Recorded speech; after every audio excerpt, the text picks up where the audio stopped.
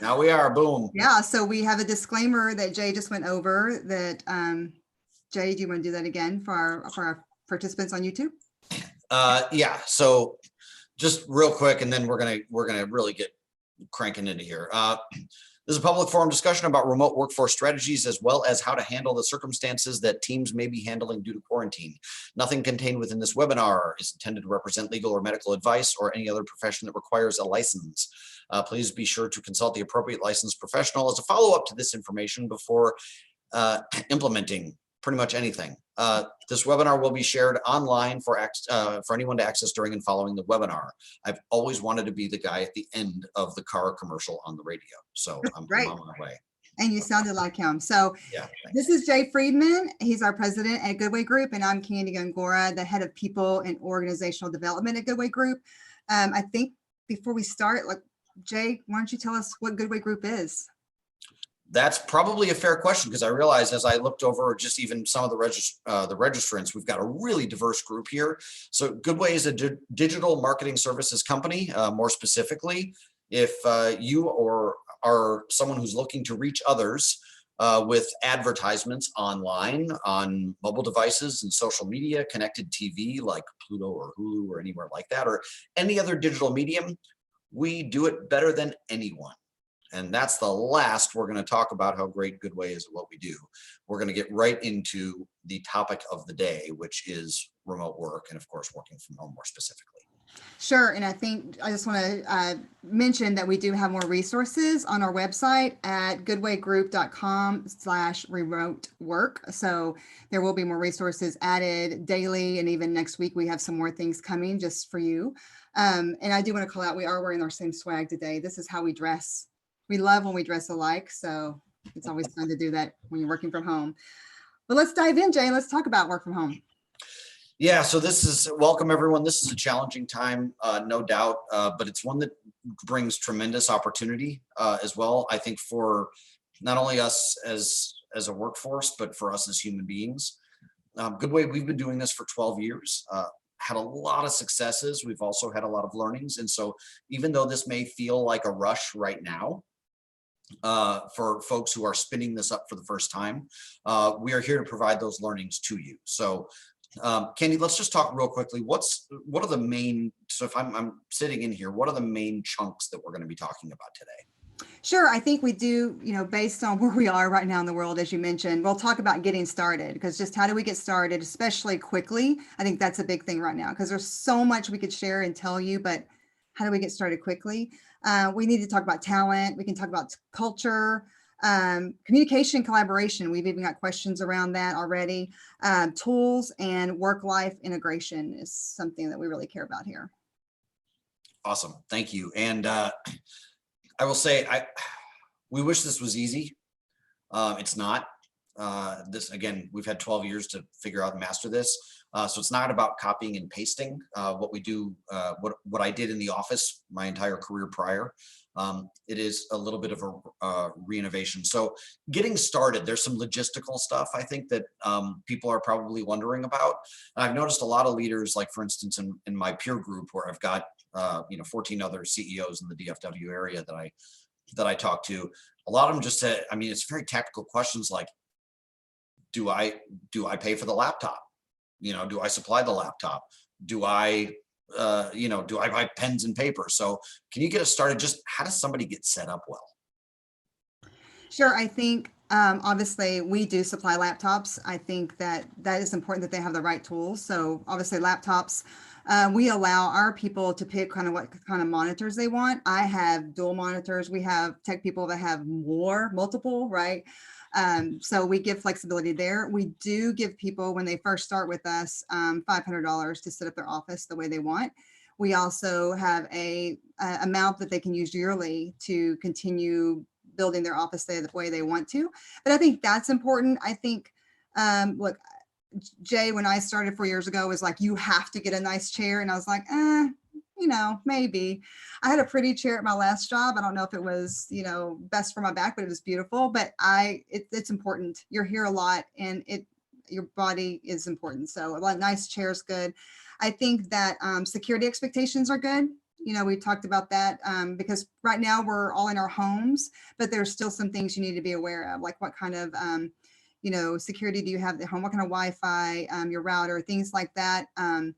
When we do get back out again, coffee shops, we have to be very careful in different places and using their Wi-Fi. Time zones, be clear on time zones and communicate about that.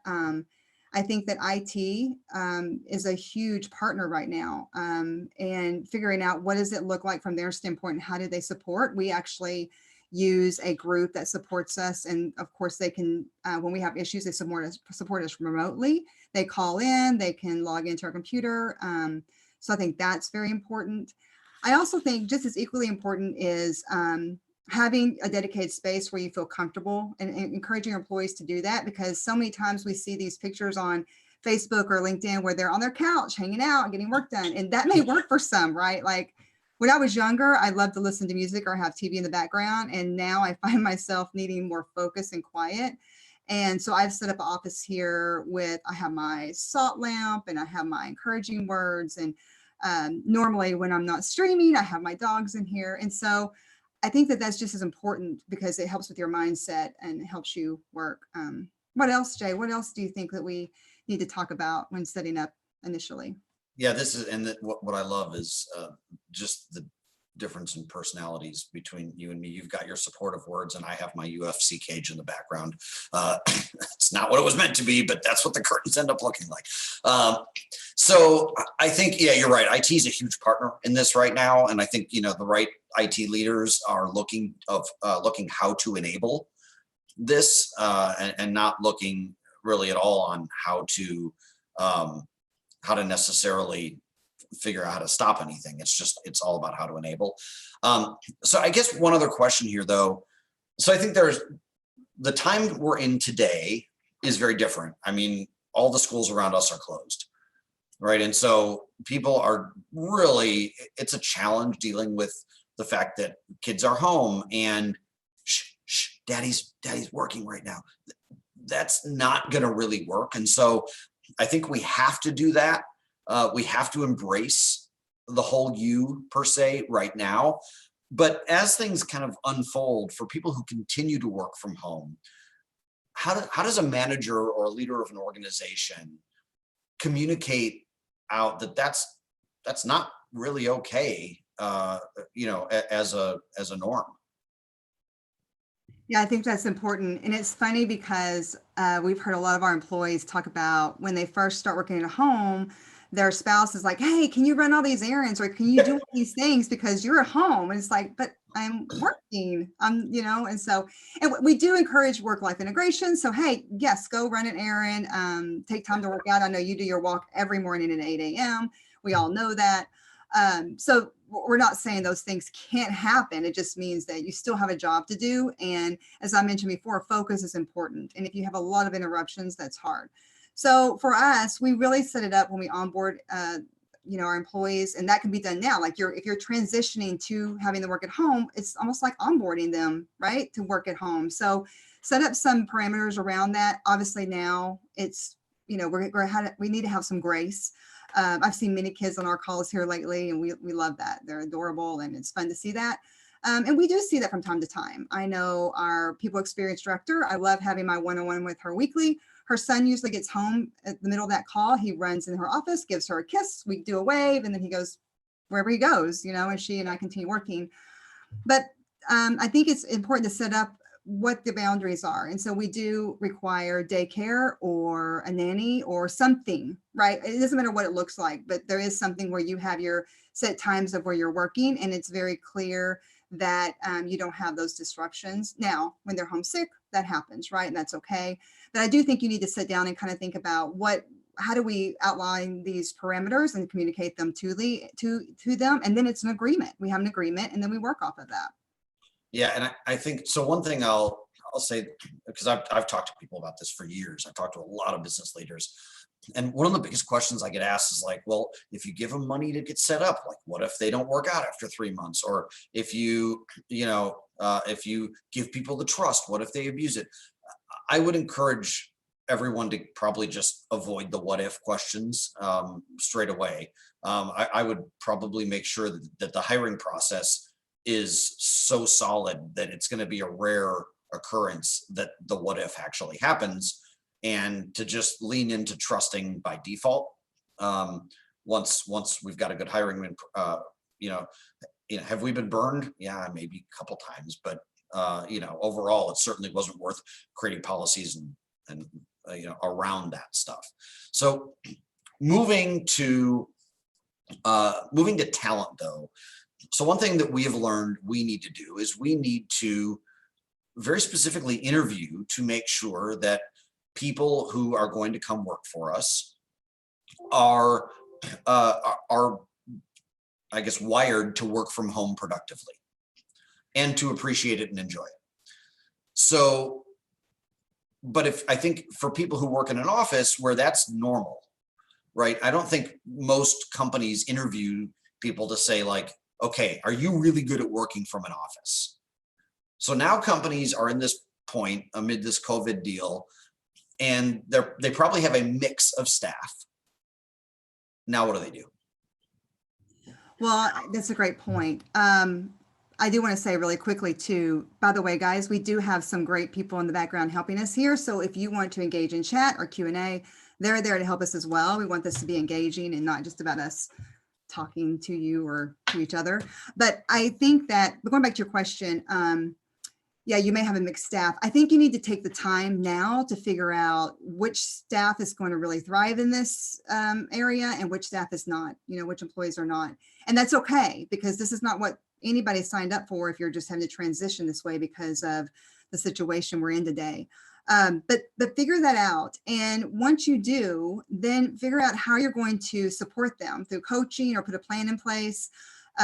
Even for us, we have a great hiring process. We ask specific questions. We look for this. We use predictive index and some other tools to help us kind of know what profile we're looking for.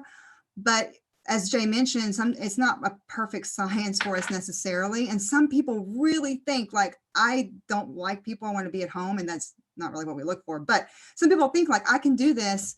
And they get in their house and they're like, I can't do this. And then they suffer in silence. And so we've learned how to really kind of look for that and reach out to them. And I know, one of the benefits we have is we can have co-working memberships. So if we need to get out, we can go places and work in like a WeWork or, other areas like that. And, I've had employees before where they've struggled a little bit just to get acclimated. And so I will set up a weekly co-work with them and we'll go work together and just talk about it and work through it. I think the most important part is, as a leader, you have to ask them to be very authentic and vulnerable and transparent with you and honest, because if it's not working, you need to know so that you can help them adjust through this time. And if they're not, or if they don't feel comfortable, or maybe they don't know it's not working. I've had that happen too, where they didn't know it wasn't working. They didn't know what it was. Right. I think you need to ask the right questions and check in often and always use video, because then you can tell, like I can tell when I log on and see Jay's face, it's like, oh, okay, what's going on? Like, what's happening today? You mean when I start a call like this? Yes, when you start a call exactly like that, I know. And we start there and we talk about what's going on. But I think that's important because unfortunately, you didn't hire for work from home right now, right? So you're going to have to figure that out. And what does that look like? Yeah, so I think there's a couple of things there. Number one, I've learned to not necessarily take what people's estimation of their work from home ability is at face value. So, we've, like our global head of sales said, initially I was actually a little nervous about the work from home thing. I was like, I'll figure it out. He's like, now I would never go back to commuting, and it's worked really well for him. We've had other people who've said, I really thought I would have no problem with it, and I'm not doing well. And so I think there are some probing questions to that. The point being, for most folks, this is fairly temporary. Now, I think that a lot of leaders and managers are going to find that they have folks on their team who their productivity increases dramatically during this time. And I think that might be a key or a sign that that's worth a conversation going forward of like, hey, are you better working from home? Like full-time, at least part-time, whatever, because productivity, people want to feel like they're doing a great job. I think that all of the performance management, from kudos and congratulations to, we do a once a month on track one-on-one where we, like Kandi reports to me, we get on the phone and I say, listen, here's where you're on. Kandi says, here's where I feel like I'm on track and here's where I feel like I'm off track. And I go, great, you and I are aligned. Here's where you're on track. And then, yep, we're aligned on this off track and here's what you can do to fix it. So monthly performance management, but I don't think that's a work from home thing. I think that's an everywhere thing. It's a little hard. It's not fun, right? But it's really valuable. Yeah, it is valuable. And part of those on tracks does include the well-being. Like, how am I feeling? We have little indicators. Am I groovy? Am I, barely getting by, just surviving, whatever it is? I think that's important too. And feeds into, especially when you're at home, because I can't see you every day. I can't walk by and go, gosh, Jay looked this way today. And then tomorrow it's like, Jay's still looking that way. Something's going on, and really dive in. So I think that's important. We are getting some questions, Jay. I think this is a good one. Around like, how do I keep moving from working from home? I mentioned that, like, my beautiful chair here, it's beautiful, but it's very good for my back. But like, movement is important. And we just had, so this week we're doing a lot of strategic planning, and we brought on our senior team, which is the group below our leadership team. And we had a group call today. And it was great because our VP of tech was taking a walk, probably on a beach because he lives in an amazing area, but he was taking a walk while he was on the call. He was on video, but he was taking a walk. So you need to figure out how to get that movement in. You have to actively own your calendar. I think that goes back to a tool and a work-life integration tip.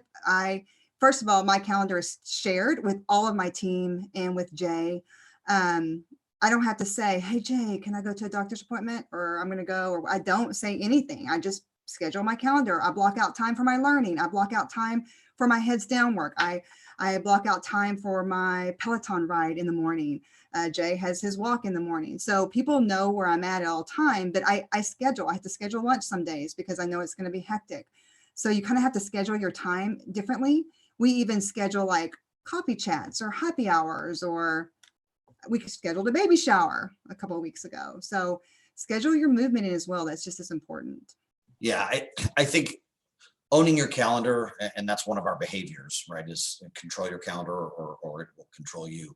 And I think that I think everybody has to not only control their own calendar, but be empowered and empower others to control their calendar as well. And so if someone says, like, for instance, we've got someone here who I think from like 3 to 3:30 every day, they do a workout or whatever.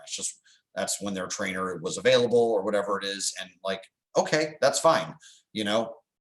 We know to avoid that. Now, obviously in some extenuating circumstance, we can interrupt, but in general, like, there's no need, right? I mean, if someone can't be away for 30 minutes, then that's kind of weird. So, totally agree. We all do need to move about quite a bit. Now, talent is one thing. And I think that, honestly, I think that the way we manage talent and we work with our talent would only make us even better if we were in an office environment. It's not as though we're doing these things because we're remote, right? We do these things, right, and we would do them anyway if we were in an office. It just accentuates the need for them when you're not next to someone every day. They're still good practices. Culture, though, is different. Yeah.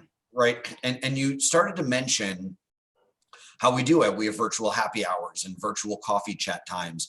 Because remember, what do we have? We have lunch with Dave, right? Dave's our CEO and owner and everything.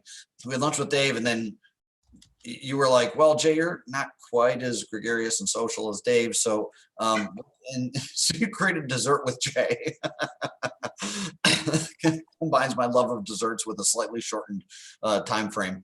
But yeah, we have cultural things that, and I think we've tried a ton of them, and some work, some don't. I mean, tell them about our life hacks call. Yes, and that's one that just started organically.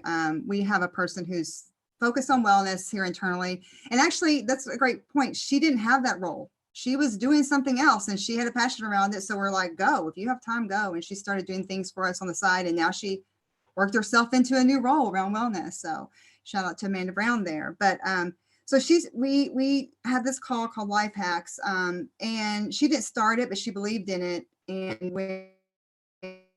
rarely she jumped in and took it over.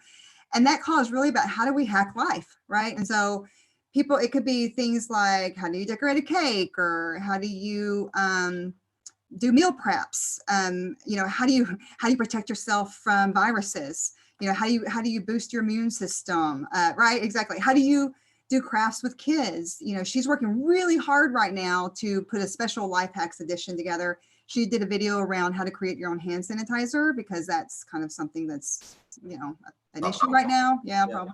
But she's also gathering things together for our kids, such as kid yoga and some kid crafts and things for our kids at home. The parents are struggling with that a little bit. So she's putting some things together for them.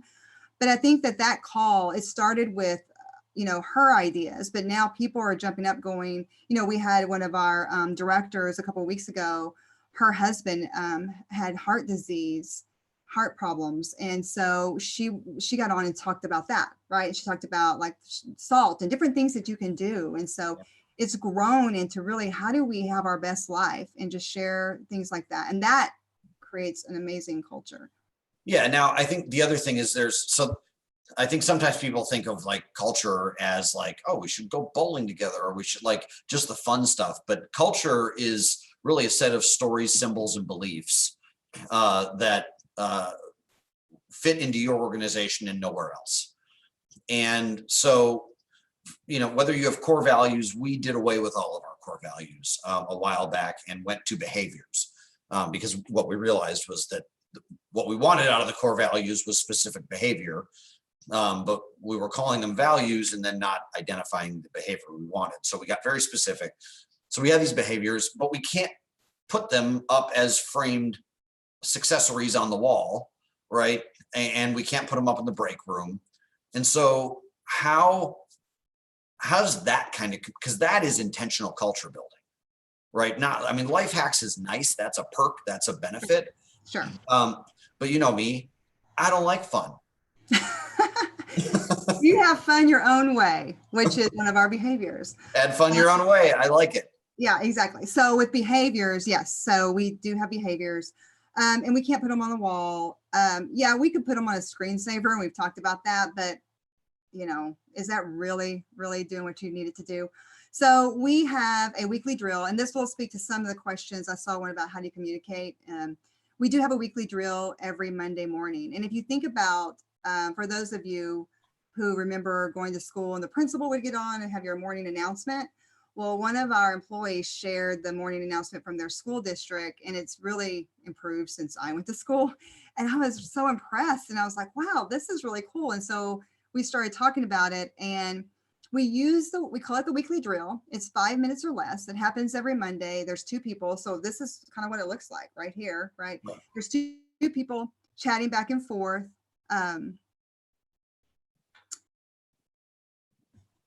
Yeah, you're fine. I can see. There's two people chatting back and forth. Sorry, I froze. And then what happens is they share the behavior of the week. Somebody has written a blog. We share the blog, and we have resources around that behavior. So it could be a quote, different things. But the blog is what's so cool, because we have our employees writing how they live out this behavior. This is a story, an example of how this behavior showed up in my personal life or here at Goodway. And it's put on our wiki, which is another tool we use. We use Confluence, and then people can engage on it. And so we'll say, like, how did you do that? How do you show up? And how does this resonate with you? And so I think that is how we create that culture around our behaviors, is through that call. That's just one example, but that's a big one. And another way, real quick, Jay, is that our recognition is tied to that too. So how we recognize, we use Recognize. It's a app. And we have badges, and all of our badges are around our behaviors, and our employees are able to use that. And so again, it's a digital way to do it, but it feeds into that. Yeah. Yeah. And we have a munch. And so I think, and I don't know if this is getting into something going, in one of the next sections, but we record everything. We're recording this call, but we record the weekly drill and send it out. we have a financial recap call because we share transparent financials confidentially with our employees. And so we have our CFO and controller and VP of finance. They go through that and walk through the financials from the past month, walk through the cash flow, walk through the balance sheet, and share that out and record it. That way people can kind of go through it at any time. And in that respect, I actually think it's really helpful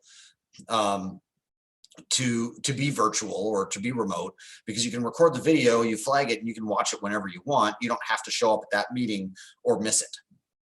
And so I would actually encourage people, when they do go back to an office, if they do, gosh, the recording meetings part, just have a little Zoom, have Zoom or whatever it is on one of your laptops, and just record the meeting so that if someone can't make it, they can later experience it if they want and if they need to.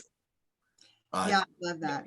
That's great. And that kind of goes into like a document everything. Like we do, again, we use our wiki to document things. We have our meeting agendas. They're open, most of those are wide open and transparent. Somebody did ask about our calendar. We use Office 365. So we use obviously Outlook for our calendar, and we share that. But yeah, for sure. I do think something else, Jay, I wanted to say about our, around, our talent. One of the things, I'm sure they could do this in the office too, but we have a gig network. So internally, I guess it kind of goes into collaboration too and how we get work done. But, we have Microsoft Teams. So that's another way we communicate and keep the free flowing. And you can use Slack. It doesn't matter, right? Absolutely. Right. And so when somebody needs extra help and needs somebody to jump in, they'll just post it out there. They'll put, we have a wiki page, but they'll post it on the Teams and they'll post it out there, and somebody can raise their hand and go, hey, I want to help here and I want to do this. And so because we're not limited to, well, I'm not in that office or at that location, like we can just jump in and help each other in many different ways. It really doesn't matter. And I think that's really helped us stay lean. And if we have a client with a different type of need and somebody else is on another team, but they have that expertise, they can quickly jump in. It's just been really great. Yeah, the gig marketplace has been really successful. That was actually one of those things where I was like, I don't know if this is going to work. And then it totally took off. But what I love about it, which is pretty much 98% of all of your ideas, where I'm like, I don't know about this. And then you're like, well, 412 people said it was amazing. And I'm like, okay, I guess that worked. But with the gig marketplace, I think that number one, we've recognized that all of the generations at work today are embracing work differently. And they want more diverse skills. They don't want to just stay in one lane. And so it's really accomplished two things. One, it's workload balancing, because you'll have someone who's like, hey, I have 15 hours of work today, like if I don't get some help. And you'll get someone who's like, oh yeah, actually I've got 30 free minutes, but you get 6 people who have 30 free minutes, and you wouldn't believe how much that gets cleaned up, right? And so that's number one. And they just post it on our Teams or Slack channel and just say, hey, need some help today. People check it, they jump in and help out. But separately, they might say, like you said, hey, I need someone with search engine optimization expertise. Like that's not something we typically do for our clients, but our client has some questions, and we'll get like 8 people who are like, oh, I did that in my last job and I'm really good at it. And we can offer to get on the phone with the client and help them out, even though that's not something we normally do. And it allows them to keep their expertise up. And then sometimes you'll get someone else who will say, hey, I actually really wanted to learn about that. Could you record the call? Because I'd like to listen to it later. I mean, it'd be a little bit weird if we've got, 12 people on the client call. It's like they're teaching a class or something. But it's been a great way to learn, great way to flex muscles that don't always get used, great way to get help. So I think, and it doesn't have to be anything special. You literally just create a channel called Gig Marketplace and voila, right? Yeah, for sure. And that wasn't my idea. That was actually Christine Foster's idea, but I think, or that's who presented it, but I think that she can definitely share more, and we're willing to share more if people want more information. But Sure. that kind of leads into learning when you think about talent. Like I have a friend who posted today, who's like, man, I've taught this class for years and today is my first time to do it virtual. And it's like, and I saw somebody else post like, okay, I'm doing my first onboarding class of new hires today virtually. And that's different. Like you really have to put thought into it, just like how our strategic planning meeting. There's some meetings that we do in person, but this year we're doing that one virtually. And so we had to rethink and be intentional about how we do it. And here with learning, we use Absorbs as our LMS, but, a very inexpensive way to do it. And something else that we always also do is we call them flexible learning frameworks. We use our wiki pages and everybody kind of has a framework for their learning. And we leave it open so that other people can see what everybody's learning. And if you're like, man, Jay's been doing, hitting out of the park in this area, I wonder what he's doing. You can go see what he's learning or what he's developing or what his path is. And so I may want to steal some of his ideas from his development plan and put it on mine. But we also do things where we'll send it out ahead of time. And so you may watch a video or watch something, a little snippet of something, and then we'll come together and have learning labs or learning circles, or maybe sometimes it's just office hours. And so we have different ways to handle how we learn. And, obviously we use Storyline and some of the other tools that instructional designers use, but we just have to be, use it differently. So getting on to, moving on to just communication and collaboration. So I think that number one, it's important to be intentional about retaining real connections and not, drive-by highs, yeah. But yeah, so it's important to do that. What are some tips or piece of advice you would give for retaining those real connections? Well, somebody asked about the coffee chats and how do you set those up or what do those look like? And I think sometimes it's just being in the moment. You're right. I remember, driving, walking by somebody's office and you're like, hey, as you kind of walk by and Yeah. I'm very busy, I'm headed to a meeting. But we have to be intentional here. So, there's times that we'll just set up a happy hour and we'll just put on the calendar and invite people, or maybe put in the Teams channel, say, hey guys, I know you may not be able to come, but I'm going to do this. Let's get together and just chat. And I would recommend maybe have some starter questions just to get it going, but don't force it. And just like, how are you doing and what's going on? And it's crazy how when you see into somebody's home every day, like what you learn about them and how you create that connection. I have 4 dogs. Yeah, you do. Jay has one. Jay here, everybody knows when I get Amazon here. But and Jay has one, we don't see very often, but when we do, it's really cute. And so you learn cues about what, my vision board's back there. So that's a conversation starter. My husband also works from home, so he'll pop in every once in a while. So there's definitely things that give you something to talk about that you probably wouldn't see in the office. You may see a photo on somebody's desk. It depends on how they are. But when they're at home, you really see more. Like I remember one time, one of our new hires, we were doing the onboarding call.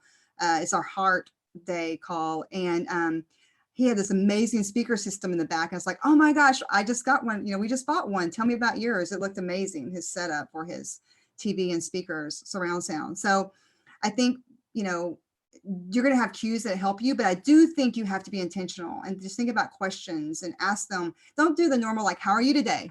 What's going on? No, you have to, you have to be very specific. And even like some of the Vistage questions that we've learned have been really helpful around, for instance, just saying like, what's the thing on your mind that's most keeping you from being present right now? And it's like very pointed questions that make you stop and think, okay, here's what's weighing on me. I mean, we did that this morning on a meeting. Like, what's the thing that's weighing on you that's most keeping you, one person was like, the stock market, it's tanking. And I have parents who have money in the market and they shouldn't. And, so it's like, okay, yeah, let's acknowledge that. Now's not the time to discuss it, but let's at least acknowledge it. We can discuss that later today, and know that we will. Right. And I think that can be very valuable. And in case my mom and dad have registered for this, no, mom and dad, that was not me talking to you. Yeah. Hi, mom and dad. That was not me talking about you. So stand-up meetings have been a question I've seen a couple of people ask, and was something we kind of wanted to address anyway. So talk a little bit about, we use 4 disciplines of execution, but you could use traction, you can use Baldrige, you can use a whole wide variety of business operating systems. Stand-up meetings are kind of still a staple. Is it any different? I don't think it's different if you're intentional, right? So you have to be on video. I've seen so many people when they start working from home that it becomes a phone call or a video call. I say a video call. You're using Zoom without video. And so instead of you seeing Jay's face right there, you just see Jay, his name. I think that you have to be intentional and use video and, post the agenda ahead of time and really time block it. And just really, get started, put it on the calendar, put it on everybody's calendar, keep it there and do it consistently each week. And I think, you can get there. Again, I think everything, when you talked about not copy and pasting, I think you need to think about what do you need to translate over, what stays now that you're at work from home, and how does that look, and kind of think through it. Like, what's a barrier that might get in the way now that we're doing it on video, and think about that. Because I know when I first started working here, I felt like I was interrupting all the time. Like, we kind of talk over each other, or there's different things. And when you're doing a stand-up, sometimes that can be, it depends on what your topics are and how you're holding it, but you only have so much time. I think you just have to start looking for cues and kind of get used to it and just dive in. Don't be afraid to get started. Yeah, totally fair. And I think, the other thing I would say is for communication is frequency, frequency, frequency. So, it's funny, we're in advertising, right? And I think the first thing you learn in advertising is like reach and frequency, and it's reaching the right people, but then it's frequency. And some of the best advice I've heard, I think has been just when you get sick of saying it is when someone has first heard it for the first time. And so we use, like you said, our weekly drills. We have our monthly connections call.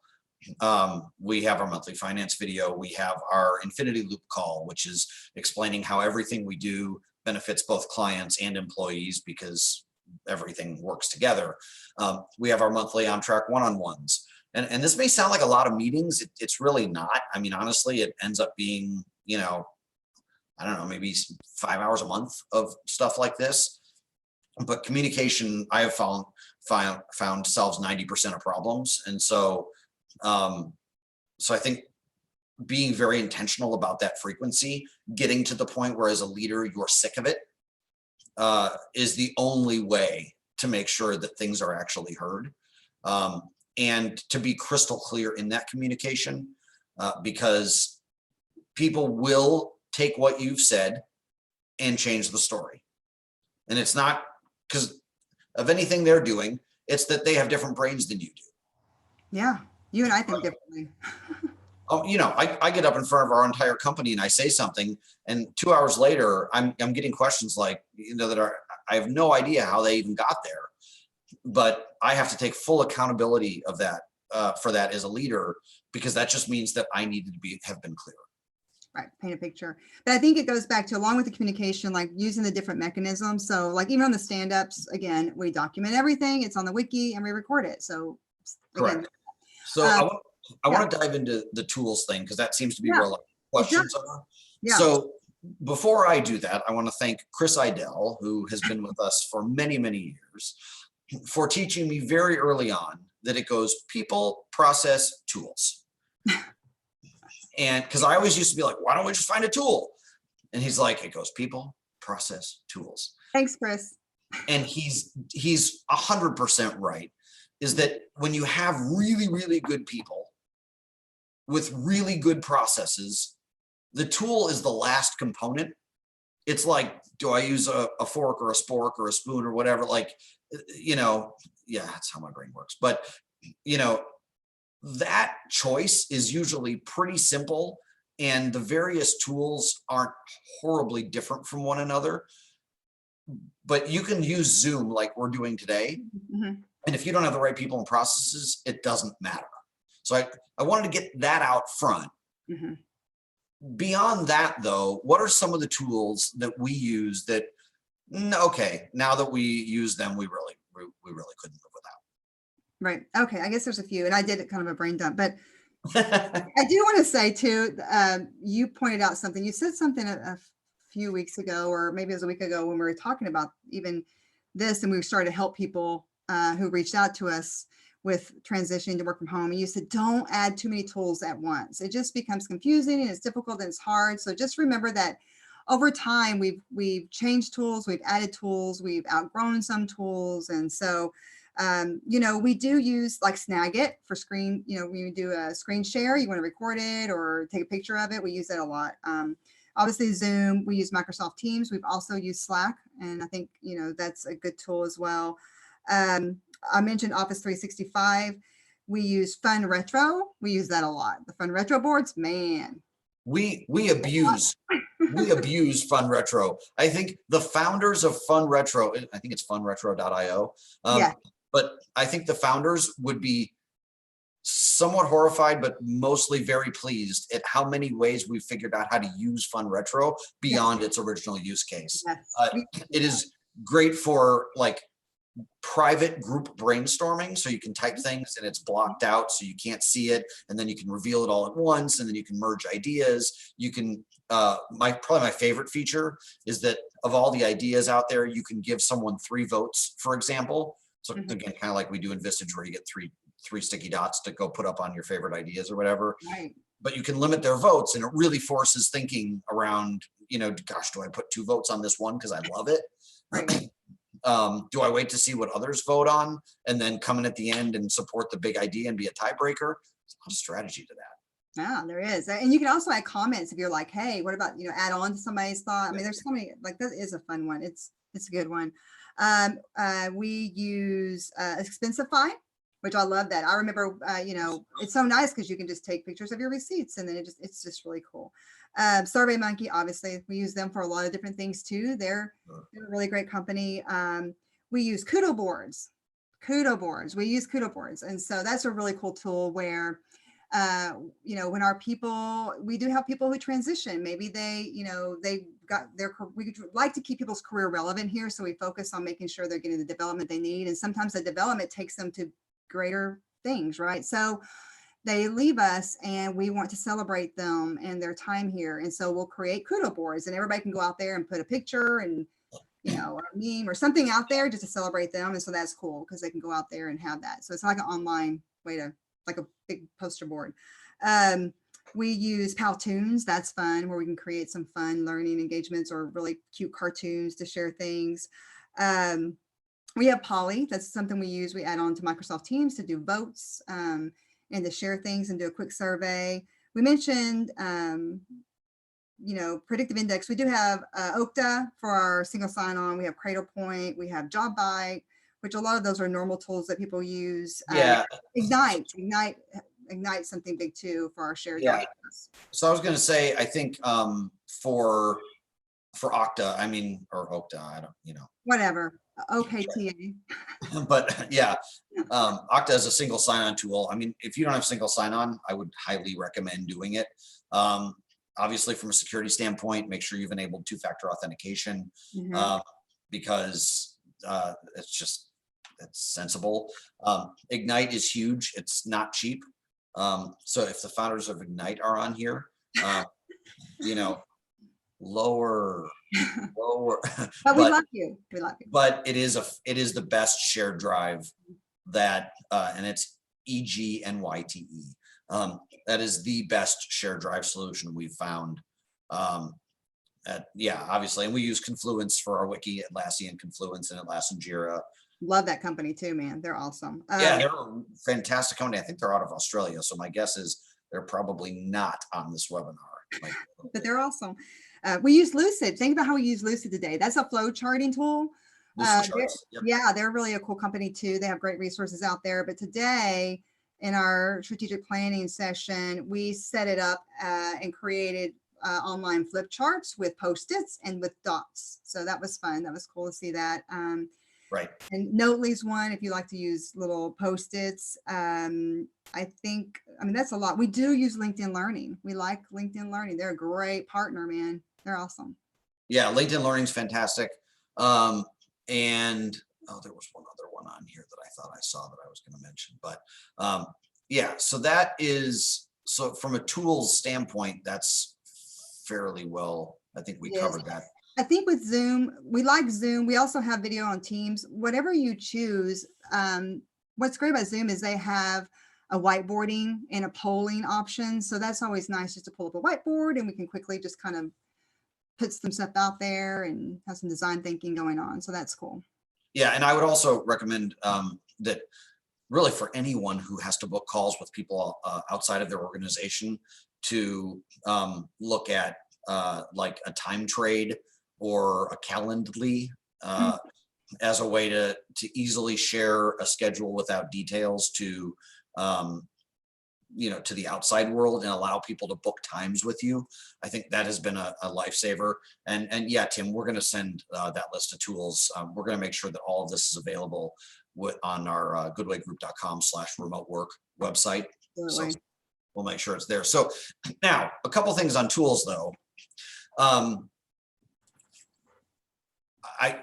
One thing we have to be really careful of is, when we were 30 or 40 people, like people would be like, oh, I'm going to go sign up for Basecamp. And I'm like, okay, cool, whatever, man. Now, we're at an organizational size where we have to be careful with security. And so I think limiting personal tool choices, for instance, we're an Office 365 company. Mm-hmm. It's not okay to go create a Google shared doc and send it out because that's not secure, right? It's not secure within our environment. Right. It's not okay to decide that you prefer Dropbox to Ignite and to start sharing stuff on Dropbox because that's not behind our secure environment. And so there are policies and guidelines that can be set to just prevent that. But I also think it's okay for owners to tell employees that's a no-go. Right. Because we do think about it. And we had this when we were smaller where we had people, and it was great because we don't want our people to wait for us. That's something else about a person who works from home. You need people who are so good with self-service and figuring things out on their own and not waiting for somebody to tell them how to do something or where to find things, being okay with that. Same with owning their own learning and kind of have that mindset. But you want those, we had people who were doing great jobs with figuring out what tools they can use. But then if they're off, because we have a great PTO program, my time, right? If they're off and we don't have their password or something like it, that's the problem you run into as well as security. But I think the other thing that goes around that, is testing some tools. Like be okay to test a tool temporarily. Like if employees like, hey, I really love Basecamp, and we had somebody who said that, and we're testing, testing Basecamp. Test for a while. Have a group testing it, right? Yeah, have a group testing it and try it, and that gives them some flexibility and leeway as well. Yeah, and I saw the question come in. I mean, I have like a $40 or $50 Logitech camera that's separate and wired up, and I actually have like a boom that comes over my monitor so that I'm here and I'm not way back here. But it's also my microphone. Yeah, I have a headset at times that I use, but not always. Mine's what's it called? Blue Parrot. I don't know. It's actually a trucker headset. So this is like the #1 trailer truck operator headset. It has like 24 hours of battery life. Please, if you're a truck driver, do not drive for 24 hours straight. That is not safe. But yeah. And so, but what's cool is I can like bring it to the car with me. Another thing I will say is we had someone named Olivia who used to work here, and she goes, "You're trusting me to manage hundreds of thousands of dollars in media every month, but not buy me." This was like 12 years ago, but not buy me a really functionally great computer, like because that saves $400. And I think whether you're someone who's a shop foreman in manufacturing, it's the same thing. You're allowing that person to probably oversee millions of dollars of manufacturing. And so what we do is we now say, look, you have a choice between Mac and PC. And for Mac, here's 2 models. And for PC, here's 2 to 4 models that you can choose from. People like their laptop and will stick with it longer when they choose it. Yeah. And you have the Lenovo, don't you? I do. Yeah. So we both have the Lenovo, but it's got a touch screen. So like when you're on the plane and everything, not that I'm going to be doing that next week, but But it's funny, like my son gave me his laptop today. He's in college, he's got a MacBook, and I started trying to swipe and it wouldn't move. Yeah, you get used to your tools, man, right? You get used to them, right? Exactly. True. That is true. Let's Yeah. let's talk about work-life integration really quick, because I think Yeah. I think it's funny because in the background helping us, we have Tab, who is you can do your job without Tab. No. And then I have Jillian, who's our PX director, our people experience director. Couldn't do my job without Jillian. But she did mention, and I do want to call this out, that when she came to the virtual environment, that did seem like there were more meetings. There's an uptick in meetings because we are working together a lot on calls, right? It's not like you can drop in somebody's office and just brainstorm. So it is a meeting, whether it's a call, it feels like a meeting. So there is meetings. So watch that. I mean, it can become overwhelming, and that goes back to owning your calendar. And there's times where I have to have a regroup and I start re-looking at my calendar again. I own it, right? I start moving it around and stuff. So just be aware of that, because if you're intentional and you're trying to make that communication happen and collaborating well, it may feel like you have more meetings, but you're doing work, right? I would also highly recommend, do not set up recurring meetings unless they're absolutely vital. Like your one-on-ones. Well, like one-on-ones. And so what'll happen is it's like, oh man, I haven't talked to the VP of technology, in a while, and I'm the VP of sales. Like, man, we should probably meet once a month. And what that does is it essentially like takes up this spot on your calendar where now if you cancel it, it's like you're breaking up with someone. You're like, hey, I'm just letting you know I don't find our time valuable enough anymore. Like, that's a hard one. And so I would encourage anything that can be chat as needed to be chat as needed. It's okay to make yourself a note to check in with someone once a month, but I would not put a 30-minute once a month call, because you could get 30 of those easily, and then you just get drowned. You just drown. And you made me think of something too about checking in with people. We do something where we intentionally check in with people. So as leaders, we definitely have a list of all of our employees, and we make sure we check in with them. We don't dictate who checks in with who. We just have a list, and we make sure that we're all checking in with them. Every Friday, I sit down, I have on my calendar, I have 30 minutes called Heart, Smart, and Grit, because those are kind of our buckets for our behaviors.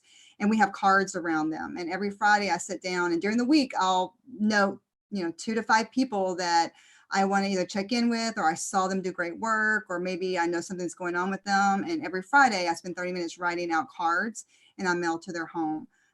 So again, we have to be intentional here. And as a leader, I will tell you, because the time we're in, you have to be a role model. You can't say, okay, you guys go be remote, but I'm going to be here in the office, and I'm going to. No. And it's hard. Like, we do have our Dave, our CEO, who is in the office, but he's also not in the office. Do you know what I mean? Like, that office is more like of an emotional thing for him, but he spends time. Like, I love when he goes to the Jersey Shore. He's not doing that right now, but and he's in his house there. But anyways, I think the leaders they can't say one thing and not do another. And because I think you'll start seeing the benefit as a leader, and you'll see some things that will really, come to light as you integrate your life more with your work, that you didn't realize that could be a benefit. Right. So. Totally agree. So this week, oddly enough, I mean, talk about coincidence. Oddly enough, I mean, we are in full COVID planning. Well, really, our COVID planning was like last Thursday and Friday. Right. Really in executing mode right now. But this also happens to be Goodway Grateful Week. And so talk about, I mean, it started as a day a few years ago. Yes. Right, randomly. And then, so tell me what that means, and maybe if folks here can take advantage of doing something like that. Sure, because I think, there's so much going on right now. I think it was around 4 years ago. I think you pinged me, Jay, you were on chat, and you were like, hey, it would be nice if we would just appreciate the good things and just take a moment to be grateful, because we do great work, and we just go, and things move fast. And so we created a day where once a year on that day, we spend time just sending out notes or doing something, showing people that we're grateful for them. And this is the first time this year we're spending a whole week, because what we found was sometimes a day wasn't enough. There's so many people and so many things we're grateful for. So our wellness team was like, can we have a week? And so now we have a week, and it just happens to be this week when things are kind of crazy. And we do have people at home with their children, or maybe their elderly parents, or maybe they're worried about, spouse's job or the kid's job. And so it's really good to just spend the moment. I know Monday morning I opened up my email, and the first email I had was from an employee who was just telling me how grateful she was for myself and my team. And that was awesome. It was a great way to start my day. So, don't wait, just start something. Maybe do that for your team now or something like that as you're transitioning to work from home. Yeah, that goes to wellness. Think about wellness for your team. How are you going to handle that holistic wellness, right? right. I'm so big on, people think like physical wellness. No, it's physical wellness. It's mental wellness. It's financial wellness. So much mental stress comes from finance. Yes. So it's financial wellness. We do a lot around that to help people feel like they have access to the right information. But it's also caring wellness, which can be childcare, it can be parent care. And so really, I think the whole notion of wellness has become, it has to be expanded pretty significantly. Before we head out, I want to pre-promote, even though I don't know if we have a date and a time yet, but Jillian Pop, who is head of our people experience and crazy smart, and I think John Merriman's going to do it, who's our CTO. But if not, it might be Kale or someone else. But are going to do a separate kind of follow-up to get more specific around the people component of this and the tech and tools component of this. This was probably more for the CEO or high level leader, but hopefully we were able to provide some insight as well. And so I think they're going to hold a little bit, and they're going to probably have some stuff prepared, but a little bit of like what we like to call office hours, where so our office hours is where like we'll have a media strategy office hours, right? Where we'll get 3 or 4 really top-notch media strategists, and various people from the company can come around and say, hey, I've got a client who's got this challenge. And it's just like an open door policy where we just literally sit on Zoom like this and work until someone joins and says, hey, I have a question. Yeah. And we would love for people to be able to have the opportunity to come in and ask their specific questions. I know we saw a lot here. Yep. I would encourage you, feel free to connect with me on LinkedIn. My name's there. It's, Jay, we have Jillian. We can definitely take your questions and invite you to the additional things. If you signed up here, we'll invite you to the other things too, but we know that there's still so much that we haven't shared, and there's some specific things that you may be dealing with, and we want to help you with that too. We just have to make sure we have the right forums and where they're a little bit more intimate. So there is more to come. Outstanding. Well, thank you, Kandi. This was tremendously informative. Thanks to everybody who stuck with us. And we will make sure that the recording gets posted as well. And of course, keep in touch with us. All of my social is JAYM as in Michael Friedman. So Twitter, LinkedIn, I don't know what else I use, but that'll do it for now. All right. Thank you all. Bye. Thank you guys.